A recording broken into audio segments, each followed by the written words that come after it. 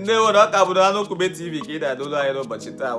Nwanne ụmụ ihe mere m mmadụ ataala ahụhụ, Ọnụkube ataala aja ahụ na ka mgbagode ma ga ka ngwa ihe mere nọ ka nwetagode mgbagode mmadụ ka ngwa ihe mere nọ. Ọ bụ sọsọ m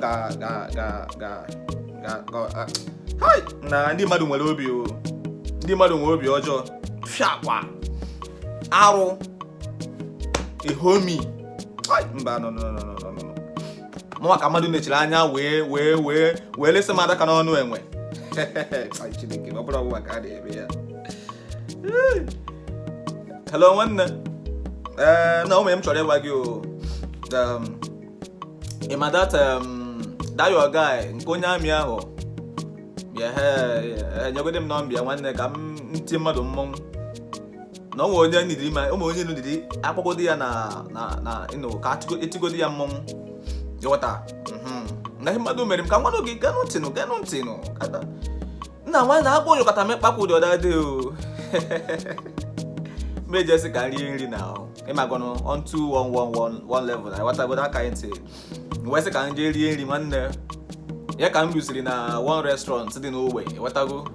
So wee fụ one lady o mechikwa m n'obi obi m wee na-asị m na hapụ iri nri ebe ahụ ka m jee normal place. Nwaanyị ọka na-eje ebe ya eri nri.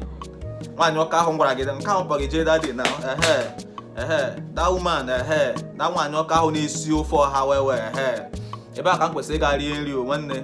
Amaghị m ihe merenụ na ma aja asị ebe a si ka nwaanyị just young girl ka m fụrụ ebe ahụ. Ọ bụkwa na ọ dịghị advance, just a young girl. Masị ya ka ya nyegode m rice ịghọtago.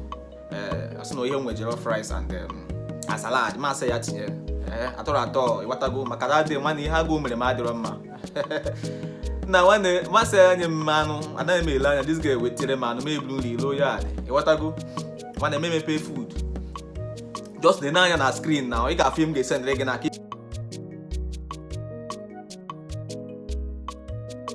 ifugoro ihe onye a nyere m asa anụ.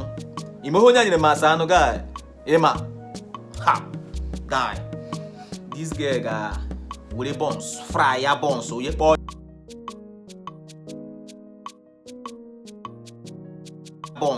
ya nnọọ buns dị ka anụ wee tinyere m ya na nri bunye m a titled man ichie kedụ my cap sef ka ebe okwu m nọ na nwanne hold on ka ntegodo okwu isi ka ịfụ na onye abụ m a titled man. Hold on.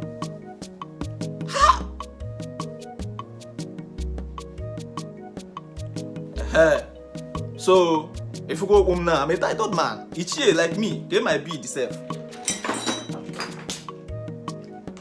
Can this girl nature anya no we some other can on enwe. Ka maka nka na agba n'aka. If you ya akwado ma akwado. So na nwanne me buru nri to ya dị n'afọ na ihe a bụ n'ọkwa buns ka this girl fry buns nkịtị. Na elu picture ya here na o chere na atụrụ gị asị nwanne. Ma tatu ihe atọ m ka buns. Ma sị mba no. Ọ bụrụ eziokwu. Ma bịa sị ọ ịhapụ nwatakịrị nwaanyị ịhapụ ya na o mee onye ọzọ mgbe ọzọ nwanne ka anyị gosi ya mechi ya azụ. Ịma na oche na nna ya onye oche na ọ mara na nọ n'ogbe oche na nna apụ na mbụ onye mbịara mbịa mana m eburu ihe achị ya azụ dị wee jụọ nwata nwaanyị na gịnị mere iji nye m bọns. Ọ sị m bọns kwa ma nọ n'ihu ya nyawasị ya eperipe it's a mistake. Ọ gara gbagharịwa wutewa anụ. Ihe m mere na gị ihe a na achọghịzi m ịta anụ ahụ ọzọ nwanne. Ihe m chọzi na bụ ka ekwenye m da soja nye m nọ kọntaktị ya. Agaghị m ekwe a ga-apịa onye mmọnwụ. Gịnị onye ndị soja mechaa ya ihe nnọọ a ga-atụ ya n'ogwugwu akpụ n'Ọkịja. Onye a nwụọla na-agwa gị eziokwu ma mere ya ebere obi gịnị udo ọdịcha udo ọdị ngwa sendere m ya kịta.